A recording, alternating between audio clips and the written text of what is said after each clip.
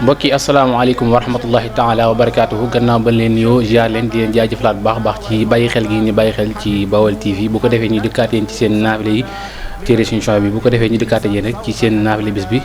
ñu tolloon ci juróom benneelu guddi ga maanaam 6e nuit du mois de Ramadan ku ci julli ñaari rakka bu ci nekk mu jàng ca Fatiha benn yoon bu noppee mu teg ca Lixlaas fukki yoon ak ñaar maanaam 12 fois ñaari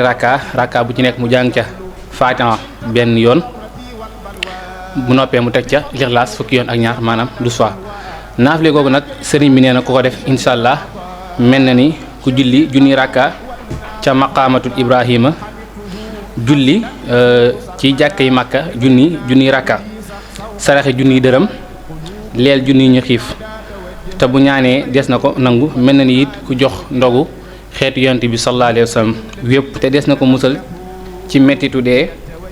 te bàmmeelam des na ko defal mu bokk ca daaray aljana ya te buy dekki dana ànd ak leer gu mel ni jant bi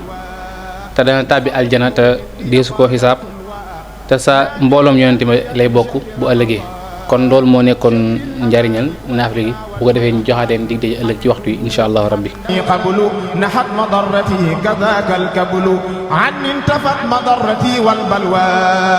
bi fadli mughnin li yaqada alxulwa